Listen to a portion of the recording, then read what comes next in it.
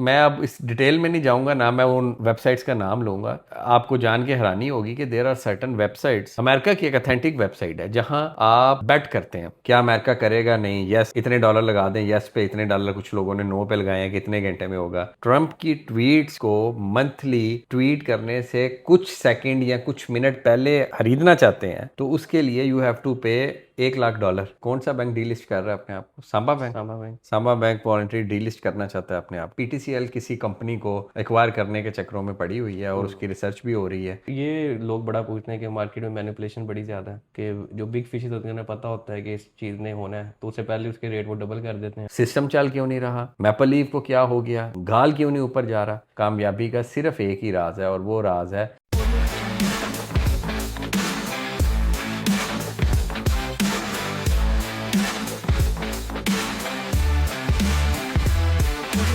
अस्सलाम वालेकुम Youngs capital family, welcome to another episode of Youngs capital talk. सबसे पहले मैं अपनी पूरी टीम की तरफ से आप लोगों का शुक्रिया अदा करता हूँ कि आप लोग बड़ी मोहब्बत और बड़ी स्पीड के साथ अपना भी और अपने बच्चों का भी यंग कैपिटल में अकाउंट ओपन करवा रहे हैं। और जो ये माइनर अकाउंट्स ओपन हो रहे हैं, ये दरअसल आप अपने बच्चों की एक ऐसी फ्यूचर इन्वेस्टमेंट कर रहे हैं जिसका आपको अभी सही तरह से अंदाज़ा नहीं है, लेकिन इंशाल्लाह जैसे ही वो ग्रो करेंगे, जब वो उस चीज़ को देखेंगे तो वो इंशाल्लाह आप पे प्राउड फील करेंगे। तो स्टार्ट करते हैं सर आज का एपिसोड। अस्सलाम वालेकुम डॉक्टर साहब, क्या हाल है? वालेकुम अस्सलाम। डॉक्टर साहब, पहला जो सेगमेंट इंडेक्स, इसमें लास्ट फ्राइडे 171 पे क्लोज हुआ था, जबकि इस फ्राइडे 176, तो 5200 पॉइंट्स का एडिशन हुआ है और 3% का गेन मिला है। जी। देखें डॉक्टर साहब, एक चीज़ जो बड़ी अच्छी हो रही है वो ये है कि मार्केट ने ना थोड़ा सा इफ़ेक्ट लेना कम कर दिया जंग का। मिक्स्ड फीलिंग्स हैं। उस तरह मार्केट जिस तरह मूव करनी चाहिए उस तरह मूव नहीं कर रही। रिजल्ट्स भी एक्सपेक्टेशन से अच्छे आ रहे हैं, अगर हम एक्सपेक्टेशन, लेकिन अगर आप इसे कंपैरिजन करें with normal market, obviously volume dry हैं, उस तरह के वॉल्यूम नहीं है, चाम नहीं है, लोग डरे बैठे हैं कि यार अभी कोई चीज़ लेंगे फिर नीचे ना आ जाए। एक वार साइकोलॉजी को समझें। वार साइकोलॉजी में ना पहली बात है कि कौन सा मुल्क जंग जीतता है? कोई मुल्क जंग नहीं जीतता। इनके अपने कुछ पॉइंट्स होते हैं, इनके अपने कुछ पॉइंट्स होते हैं, वो अपने पॉइंट्स लेने की कोशिश करते हैं और वो 10 में से 5 वो ले लेंगे, 7 वो ले लेंगे, ऐसे होता है। ठीक है। अभी जो सिचुएशन चल रही है ना जियोपॉलिटिकली, वो एक ऐसी सिचुएशन है डॉक्टर साहब मेरे ख्याल से कि अब चीज़ें ब्लिंगर ऑन हो रही हैं और फेस सेव करने के चक्रों में पड़े हुए हैं अमेरिकन भी और दूसरी पार्टी भी, कि फेस सेव किसी तरह से हो और नैरेटिव बिल्डिंग वर्ल्ड वाइड ऐसा जाए। आल दो जियोपॉलिटिकली जो इर्द गिर्द दूसरी कंट्रीज़ थे वो भी साथ पार्टिसिपेट होना शुरू हो रहे थे, जैसे सऊदी अरब ने अमेरिका के साथ मिलके उधर, क्योंकि बागियों ने उधर किया था। तो ये एक अजीब सी सिचुएशन है। मुझे अच्छी चीज़ ये लगी कि मार्केट ने इस दफ़ा उतनी नहीं की। प्लस अब बड़ी अथेंटिक न्यूज़ आ रही हैं कि ओवर द वीकेंड पाकिस्तान दोबारा अंदर एंटर हो रहा है और चीज़ों को स्टेबल करने की कोशिश कर रहा है। अगर ये हो जाती है, मैंने तो आज भी बाइंग की है, आज फ्राइडे को भी मैंने बाइंग की है और मैं मंडे को भी बाइंग करूँगा, और अगर ये चीज़ हो जाती है तो फिर हम फिर 10,000 का गेन अगले एक वीक या 15 दिन में देख लेंगे। चलो, तो मार्केट बड़ी अच्छी है। दूसरी टेक्निकली अगर देखें तो मार्केट ने अपनी सपोर्ट जो थी 170 उसको रिस्पेक्ट दी है और उससे ऊपर क्लोजिंग दी है। तो ये सारी चीज़ें मुझे अब एक फ्लोर नज़र आ रहा है, टेक्निकली भी और जियोपॉलिटिकली भी। फंडामेंटली देख लेंगे फिर इसमें कितनी चेंजेस आती इसमें एक और पूछने में बात आती है कि जैसे अगर वर्स्ट सिनेरियो ये है कि वार प्रोलॉन्ग चलती है अभी, तो उसके अंदर जैसे पिछली बार चली है अफगानिस्तान और यूएस की और फिर रशिया यूक्रेन, तो कहते हैं उस वार के अंदर ऐसे ऑयल प्राइसेस नहीं बढ़ी थी जिस तरह इस प्राइस में बढ़ रही है। तो क्या अगर ये लिंगर ऑन करती है चीज़, तो ऐसे ही ऑयल प्राइसेस ऊपर जाती है। जाएंगी? देखिए, फिर इकानमी को एडजस्ट करना पड़ेगा। मार्केट्स फिर री रेट करती हैं अपने ठीक आप है। को। ठीक है। देखिए, वॉर, वो कहते हैं ना, जुल्म जब हाथ से गुजर जाता है तो मिट जाता है। हम्म। ठीक है। तो फिर एक सिचुएशन आएगी जहां सारी एडजस्टमेंट होगी, और जितनी स्पीड से ये ऑयल ऊपर और नीचे करते हैं ना न्यूज़ बेसिस पे, ये असल में जो मार्केट मेकर्स होते हैं ना, इतनी देर में तो हार्मोज को नहीं पता होता जितनी देर में स्टॉक मार्केट को या आपकी कमोडिटी मार्केट को पता चल जाता है। एक चीज़ को समझें कि इस वॉर के ऊपर मैं अब इस डिटेल में नहीं जाऊंगा, ना मैं उन वेबसाइट्स का नाम लूँगा।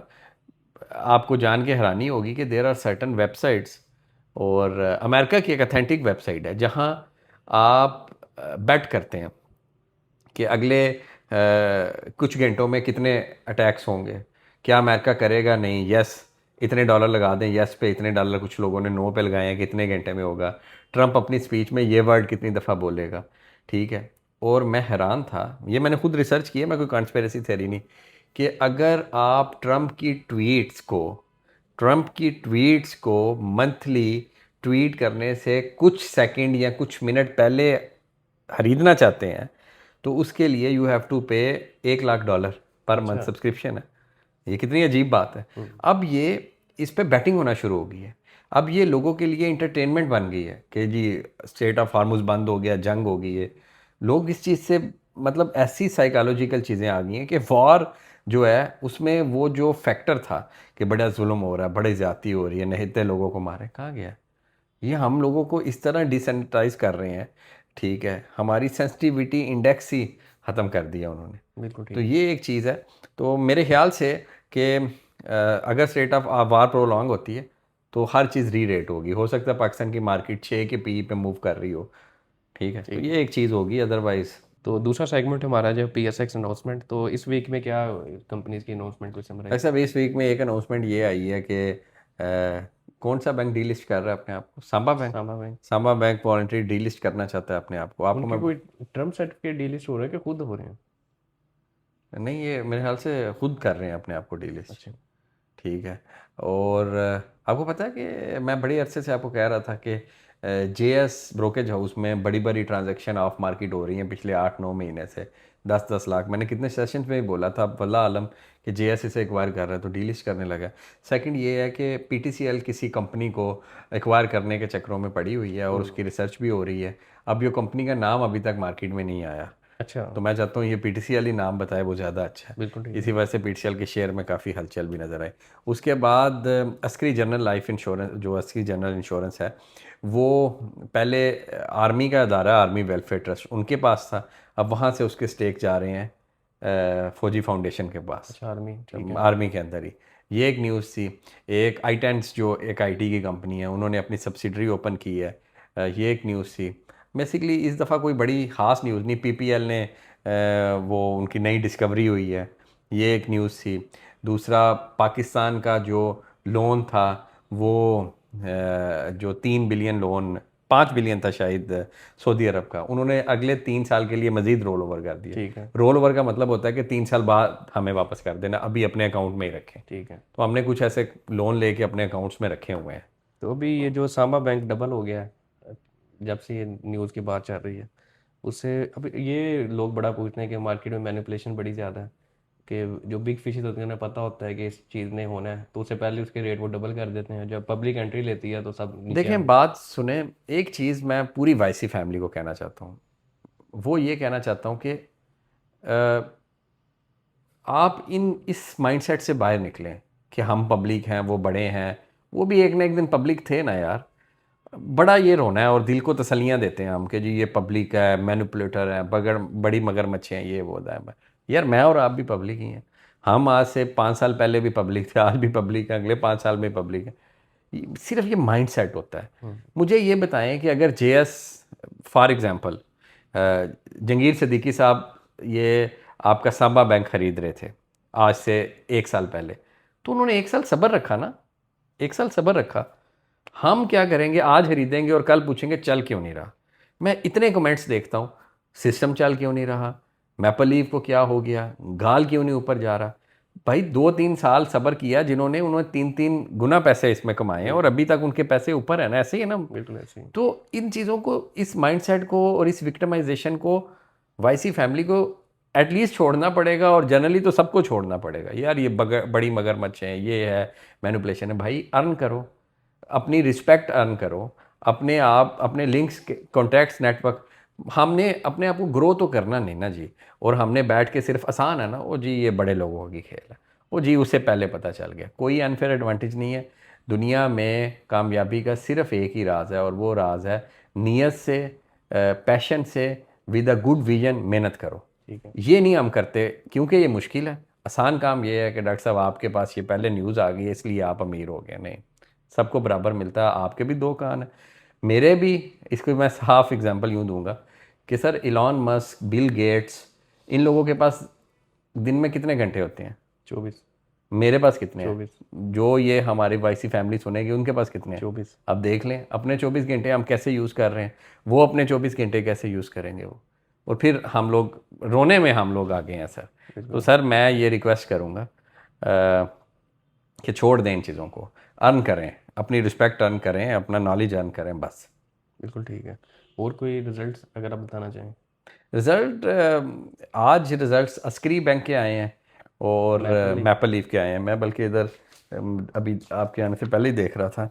तो अस्करी बैंक ने जो अगर क्वार्टरली रिज़ल्ट की बात करूं तो 12% ग्रो किया है। ठीक है। और ईयरली 15% ग्रो किया है इसका इंटरेस्ट इनकम। और non interest income Askari bank ने क्वार्टरली डिक्रीज़ किया 1%। और अगर मैं टोटल प्रॉफिट आफ्टर टैक्स की बात करूं तो अस्करी बैंक ने प्रॉफिट आफ्टर टैक्स में क्वार्टरली 3% और ईयरली 93% ग्रो किया, 93% ग्रो किया है। अब एक चीज़ यहाँ आपने समझनी है, वो ये समझनी है कि अस्करी बैंक में एक और अच्छी चीज़ ये हो रही है कि अस्करी बैंक 100% इस्लामिक होना चाहता है टिल दिसंबर। उसकी जितनी नई ब्रांचेज हैं वो भी इस्लामिक और पिछली भी इस्लामिक। इसके इनके सीईओ का भी पिछले दिनों एक वो मैं कहीं इंटरव्यू देख रहा था शायद, और भी न्यूज़ भी इनके चैनल्स पे आती रहती हैं कि ये अपने आप को ट्रांजिशन टूवर्ड इस्लामिक कर रहे हैं। ठीक है। तो अगर ये टूवर्ड इस्लामिक करते हैं तो Askari bank is a good bank. ठीक है, ये देखना। दूसरी मैपल लीफ ने भी बड़ा अमेजिंग रिजल्ट दिया है। मैपल लीफ की जो क्वार्टरली ग्रोथ है 31% आई है नेट सेल्स में। और अगर मैं एसोसिएट्स की बात करूं, एसोसिएट्स में तो आपको पता है अभी इन्हें लॉसेज ही हो रहे हैं। एजीएल से लॉस हुआ है। एजीएल से लॉस हुआ है तो वो उसका लॉस आया।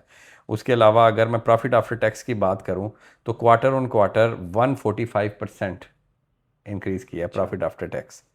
ठीक है, क्वार्टर ऑन क्वार्टर यानी पिछले क्वार्टर से अभी। पिछली दफ़ा इनका प्रॉफिट आफ्टर टैक्स था 1.9 बिलियन और इस दफ़ा 4.7 बिलियन। तो ये नेगेटिव था सर वो छोड़ दें, हम नेगेटिव क्यों करते हैं, वो इमोशंस करते हैं। अदरवाइज फंडामेंटल चीज़ें पीछे ठीक हों तो यही तो टाइम होता है सर कमाने का। मार्जिन इनके अच्छे हैं। मार्जिन इनके बेहतरीन है, मार्जिन में भी इंक्रीज़ है इनका। अच्छा। इसका बल्कि हम लोग मैपल लीफ तो हमारे वो वाच लिस्ट में भी है ना, और हमारे मिडसम जेम में भी है। तो इसका बाकायदा रिजल्ट पे एक रिपोर्ट आपकी टीम को पब्लिश करनी चाहिए। तो Maple leaf is a good buy. मैं तो पिछले में भी कहा था कि बिलो 90 बिलो 80। जो थर्ड सेगमेंट है हमारा कंसेप्ट लर्निंग का, तो कंसेप्ट में आज जैसे रिजल्ट्स आ रहे हैं, लोग डिविडेंड का पूछते हैं कब इसको अवेल करना है, किस दिन तक शेयर होना चाहिए। तो ये बुक लोयर का कंसेप्ट और एक्स डी का कंसेप्ट देखिए, बुक लोयर बेसिकली ना, बुक किसे कहते हैं? बुक तो किताब को कहते हैं, लेकिन अकाउंट की लैंग्वेज में बुक का मतलब होता है वो जो आपका खाता होता है। ठीक है। तो जब कोई कंपनी डिविडेंड देती है ना, नीचे लिखा होता है कि इस डेट से इस डेट तक बुक लोयर। वो जो डेट्स लिखी होती है ना, इसका मतलब ये होता है कि बुक्स क्लोज हो जाएंगी। इसके अंदर जिसके पास इस डेट से पहले शेयर होगा हम वो। आपने सिंपल क्या करना है, आपने बुक क्लोयर -2 के बुक क्लोयर अगर 28 तारीख को है तो 27, 26, 25 तारीख को आपके पास वो शेयर होना चाहिए। ठीक है। जब 25 तारीख को, पीछे कभी भी नहीं लिया, 25 को बाय कर लें, 26 वाले दिन आपके शेयर के आगे लिखा आ जाएगा XD।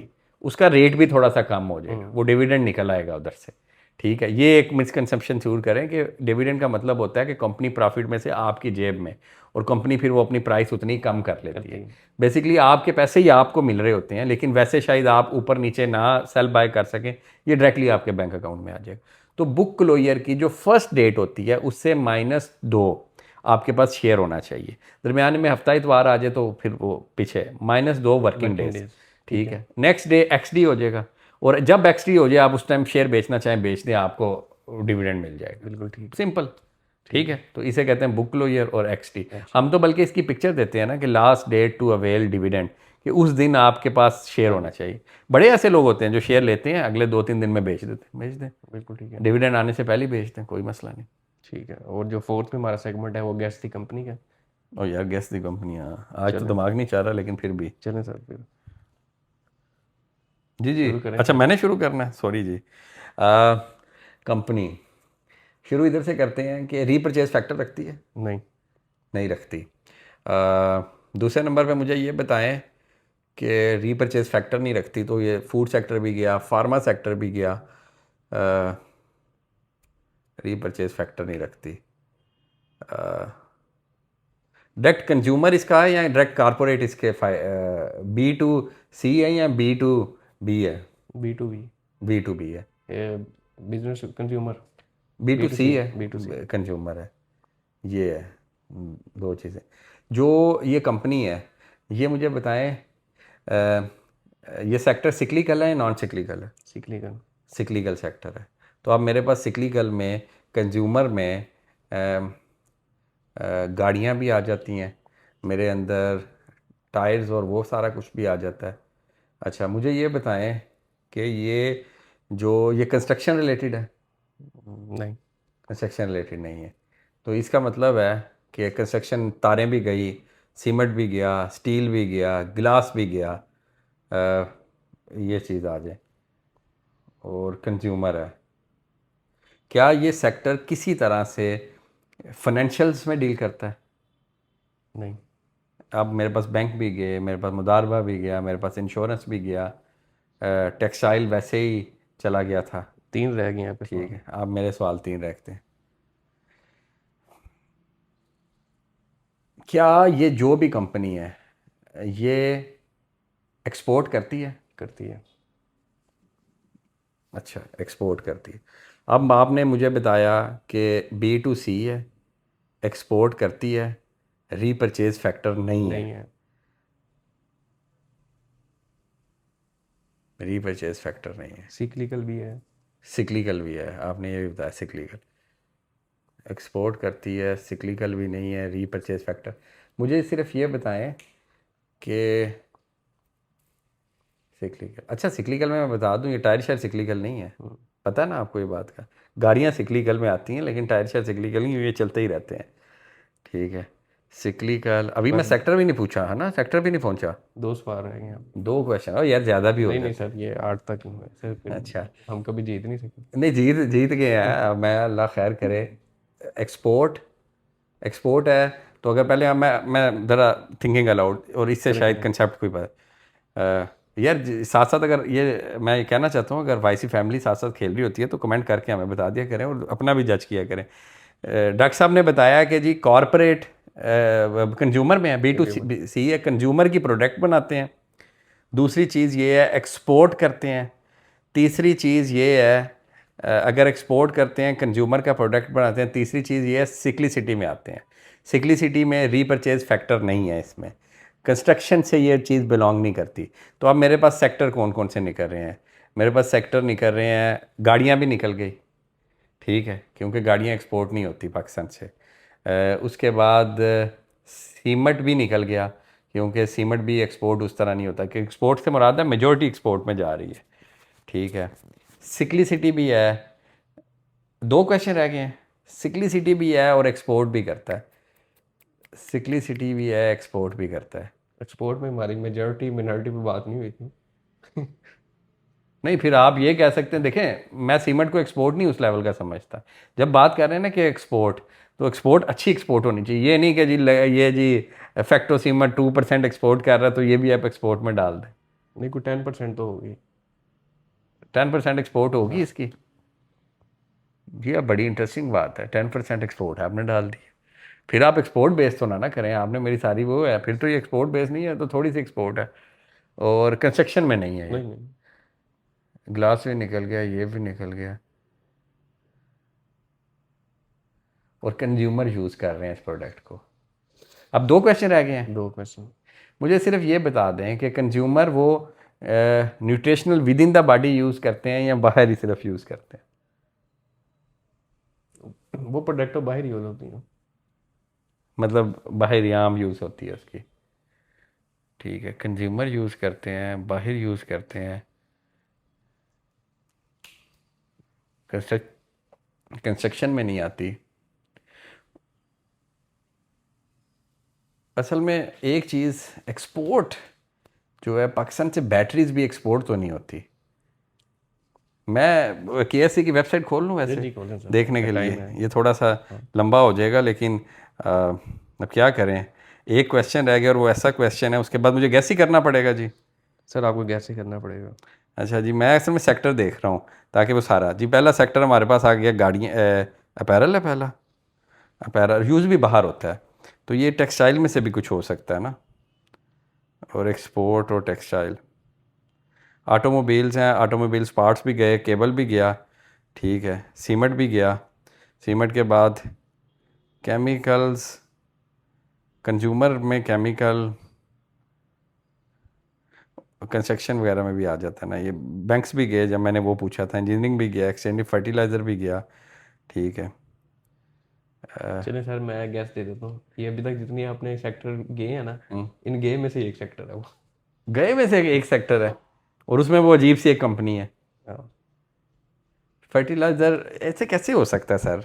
फर्टिलाइज़र, मुदारबा, फार्मास्यूटिकल, मिशन, लेदर, टे, ग्लास, सेरामिक्स।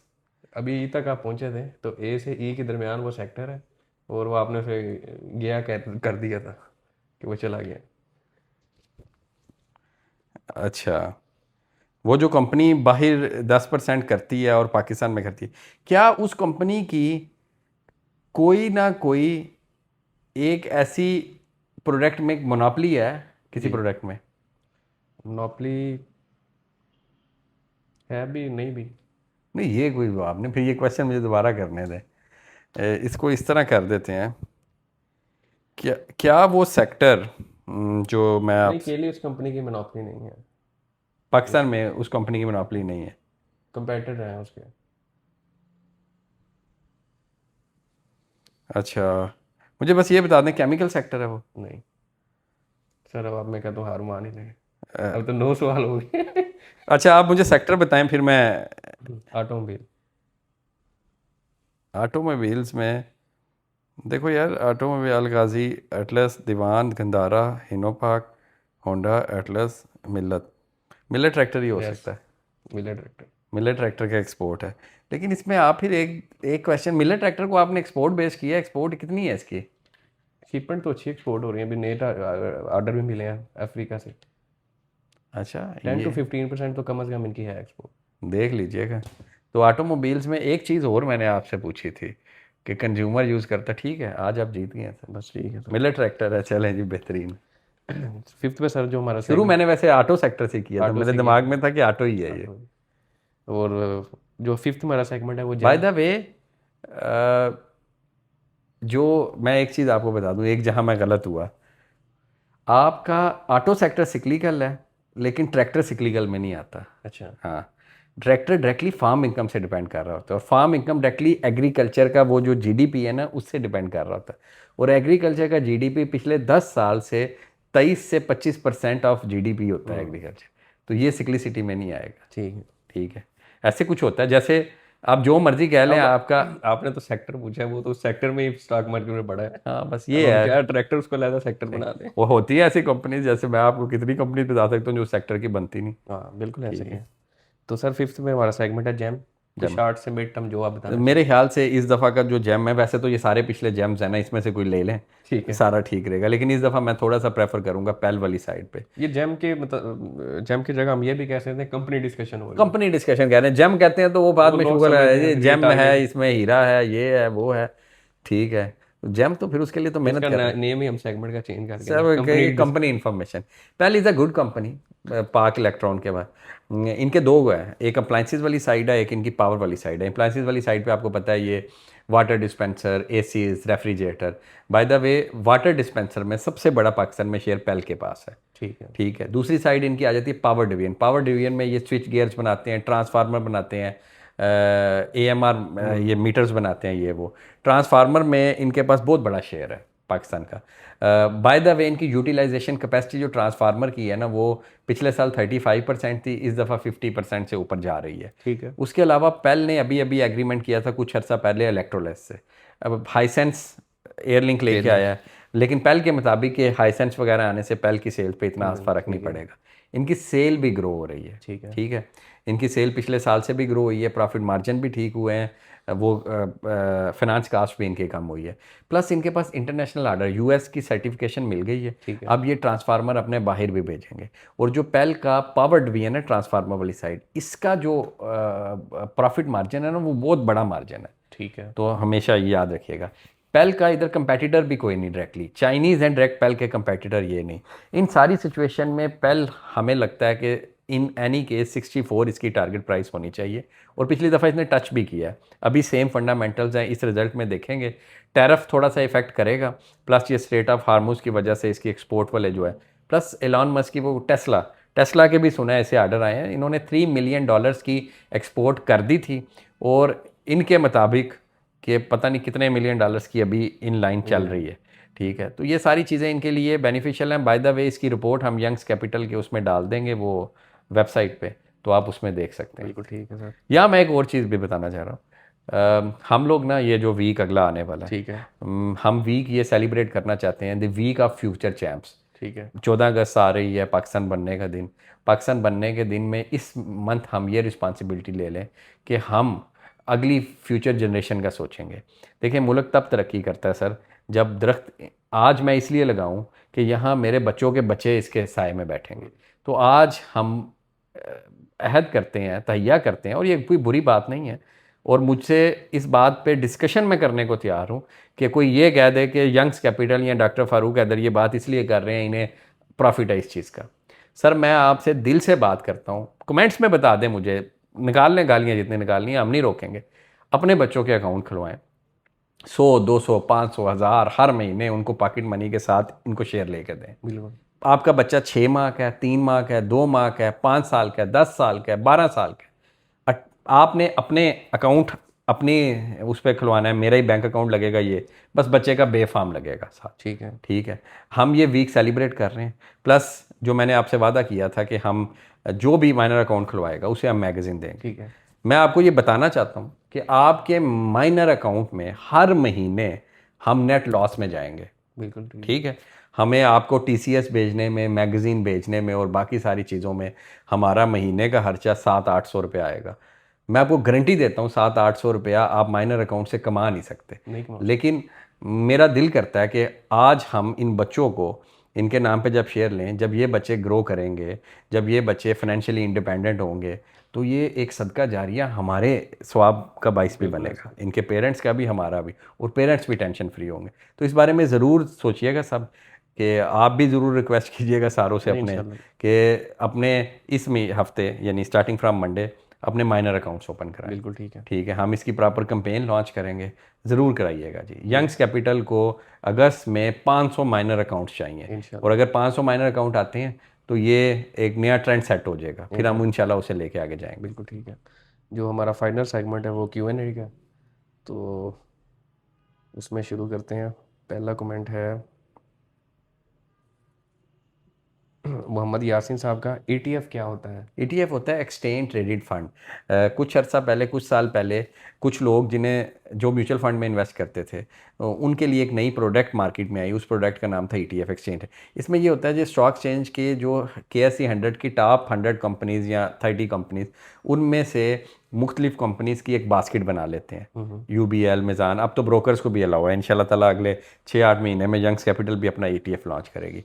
तो वो बास्केट बना लेते हैं, और आप जाके सिर्फ उस बास्केट को खरीदते हैं, और वो बास्केट होती है कि KSE ऊपर जाएगी, उसके वेटेज के हिसाब से वो भी ऊपर जा रहा है तो शेयर बढ़े, इसे ETF कहते हैं। ठीक है। मैं यहाँ एक चीज़ बता दूँ, म्यूचुअल फंड से अच्छा है ETF, ठीक है, और ETF से अच्छा है कि जो ETF में चीज़ें हैं वो खुद बाय कर लें। कहाँ देखना है, डाटा पोर्टल पे जाएं, वहाँ मिज़ान ETF या कोई भी ETF लिखें, नीचे लिखा होगा अंडरलाइंग बास्केट, उसे क्लिक करें तो आ जाएगा कि ये शेयर इस बास्केट में पड़े हुए हैं, वो शेयर डायरेक्टली जाके बाय कर लें। और अगर आप मार्केट को नहीं देखना चाहते फिर ETF कर लें। ETF का मतलब है कि यहाँ से स्टॉक मार्केट 4 लाख पॉइंट ऊपर जाती है, आपका ETF भी उतने % ऊपर चला जाए। बिल्कुल ठीक है।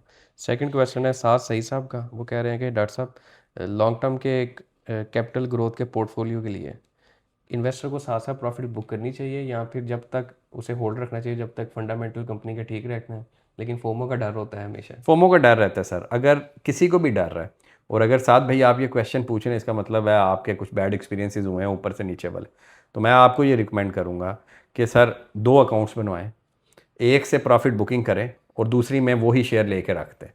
और जैसे फ़र्ज़ किया मैंने 10 लाख इन्वेस्ट किया, मुझे 80,000 रुपये बच गया, 30,000 रुपये मैंने जेब में, 10,000 रुपया मेरी चैरिटी चली गई, बाकी 40,000 रुपये के मैंने वही फ़र्ज़ किया हबको में प्रॉफिट हुई, हबको जितने का भी है लेके उस अकाउंट में, और उस अकाउंट को मैंने देखना ही नहीं, वो ऐसा लॉन्ग टर्म अकाउंट जो बगैर पैसों के बन रहा है। ये जिस दिन हम करने लग गए ना, जनरेशनल वेल्थ बनेगी। बिल्कुल ठीक है। थर्ड क्वेश्चन राना आसमान साहब का है, क्योंकि जो फेयर वैल्यूएशन के मेथड है उसमें कैसे पता लगेगा कि किस सेक्टर में कौन सा मेथड यूज़ करना सर ये एक मुश्किल बात है। इसमें सबसे आसान मैं ये कहूँगा रान साहब, this is not a marketing talk, लेकिन यंग्स कैपिटल की वेबसाइट पे जाएं, यंग्स कैपिटल वेबसाइट पे जाके फेयर वैल्यू खोलें। जो जो सेक्टर की फेयर वैल्यू खोलेंगे ना, उधर स्टार लगा होगा कि इस सेक्टर में ये मेथड सबसे अच्छा। जैसे ऑटो सेक्टर में पी वैल्यूएशन बड़ा अच्छा मेथड है, बैंकिंग सेक्टर में प्राइस टू बुक वैल्यू बड़ा अच्छा मेथड है, आपके सीमेंट सेक्टर ने ईवी पर टन वाला जो है उस हिसाब से बड़ा अच्छा मेथड है, तो वो हमने लिखा है। लेकिन चैट जीपीटी को भी कहेंगे वो मेथड निकाल देंगे, इसलिए ये डिसाइडेड है। बिल्कुल बस। ठीक। वारिस खान साहब का क्वेश्चन है जी, 5 ईयर का पोर्टफोलियो में कौन से स्क्रिप्ट और क्या परसेंटेज होने चाहिए? वारिस भाई को ये मैं कहूँगा 7 से 8 से ज़्यादा शेयर ना हो, ठीक है। हद 10 कर लें। सेक्टर आपके पास 5 ईयर में क्या, आईटी सेक्टर हो, फूड सेक्टर हो, बैंकिंग सेक्टर हो, फर्टिलाइज़र सेक्टर हो, एक्सप्लोरेशन। एक्सप्लोरेशन सेक्टर हो, ये 5 तो ज़रूर सेक्टर हो। बाकी 2-3 को चेंज करते रहे, कभी उसमें गाड़ियाँ ऐड कर ली, कभी सीमेंट ऐड कर लिया। ये बिल्कुल ठीक है। बशारत अली साहब क्या है, what is the future of oil boy? Oil boy, वो जो ओ बॉय, ओ बॉय क्या? सर इसका कोई फ्यूचर नहीं पता, मुझे पता ही नहीं है, मैं इसलिए गलत कमेंट नहीं करूँगा सर। अच्छा, नूर अली साहब क्या है, sir I am not agree with you, क्योंकि सर ब्लू चिप में ही काम करना चाहिए, ये आप कहते हैं। अगर आपने अच्छे कैपिटल गेन लेना है तो पेनी स्टॉक और बेस्ट, बस आपको पेशेंट दिखाना होता है। स्मॉल कैपिटल वालों के लिए पेनी स्टॉक बड़े अच्छे हैं। जी जी, अगर आपको अच्छे लगते हैं रखें। मैं अपने एक्सपीरियंस से बता दूं, पेनी स्टॉक के मैं ख़िलाफ़ नहीं हूँ, मैंने अपना सर एनर्जी अच्छा खासा बाय किया हुआ, ठीक है, मैं आपको बता रहा हूँ ये। लेकिन मसला ये है कि पेनी स्टॉक की मेंटालिटी में ना चले जाइएगा, गैम्बलिंग माइंडसेट पे ना चले जाइएगा। सबसे ज़्यादा मुझे एज अ ब्रोकरेज हाउस तब फ़ायदा है जब आप पेनी स्टॉक खरीदें, ठीक है। 0.5115% नहीं, 0.03 पैसा पर शेयर। हाँ, लाख शेयर ले लें मैं तो अमीर हो गया, करोड़ शेयर ले लें मैं तो 3 लाख रुपए कमा के जाऊंगा आपसे। लेकिन इशू ये है, वारिस भाई हैं, ये कौन जी है? बार वारिस भाई, इशू ये है नूर कि अली भाई। नूर भाई इशू ये है कि हम डिफेंसिव ग्रोथ इसलिए कहते हैं, मैं जितना मर्जी कह लूँ, हमने पेनी स्टॉक फिर भी लेना है। इंसान लालची है ना, अल्लाह ताला बार बार फरमा रहा है कि इंसान में लालच है, हिर्स है, तमन्ना है, और की। हम सिर्फ इसलिए ओवरऑल बताते हैं कि हम गलत मशवरा नहीं देना चाहते ऐसे प्लेटफॉर्म पे बैठ के। अदरवाइज़ आप पेनी स्टॉक लें, और हम खुद उसकी कॉल्स देते हैं, सिनर्जी की हम कॉल देते हैं। हमारे ब्रोकरेज क्लाइंट में कुछ दिन पहले सिमिट्री की भी कॉल आई हुई थी टेक्निकल बेसिस पे, वेव्स की भी एक दिन कॉल आई हुई थी, तो हम खुद कॉल्स देते हैं सर, ऐसी बात नहीं। लेकिन जनरली ज़्यादा लोगों को सूट करता है आपका लॉन्ग टर्म डिफेंसिव स्टॉक। लेकिन बात आपकी सही है, कैपिटल गेन और देना हमें आए तो एफएफसी ने भी तो एक साल में कहाँ से कहाँ चला गया। असल मतलब पता क्या है, एक मैं नूर भाई को बात बताऊं। नूर भाई, हर शेयर एक ज़माने में छोटा ही होता है, उसमें चीज़ें बेहतर हो कि वो 4 5 7 10 गुना हो जाता है। एक ज़माने में तो साजगार भी पैनी था, एफएफसी भी पैनी था, लेकिन कंपनीज अच्छी थी। तो ऐसे पैनी में जाएं जो कंपनीज अच्छी हों ताकि कैपिटल गेन मिले। नदीम मलिक साहब कहा है कि please discuss image rate for short and long term. Sir image rate short और लॉन्ग टर्म दोनों के लिए ख़राब है ये। इमेज रेट से पहले भी मैं ये बताता था, इमेज वालों ने जो बिल्डिंग 25,000 स्क्वायर फीट पे से आपसे पैसे लिए हैं, वहाँ आज भी रेट अभी 25,000 स्क्वायर फीट नहीं हुआ। बिल्कुल ठीक है। ठीक है, तो मैं आपको कहूँगा अगर इमेज रेट में आपके पैसे स्टक हैं तो वो पैसे किसी और जगह लगा दें, डीसीआर में लगा दें सर। लास्ट क्वेश्चन है sir, what will be the earning effect on Mari energies of Sky 47 data centre? Sir Sky 47 के डाटा सेंटर का जब नंबर्स आएंगे, जब उसमें चीज़ें होना शुरू होंगी, उसके बाद इसका अर्निंग इफेक्ट आएगा। अभी कोई भी इसे कैलकुलेट नहीं कर सकता। By the way, this is a positive approach, this is a future thing. अब देखते हैं इस चीज़ को कहाँ होगा। Okay, thank you so much doctor साहब। थैंक यू जी, thank you so much. Open your brokerage account today with Young's Capital.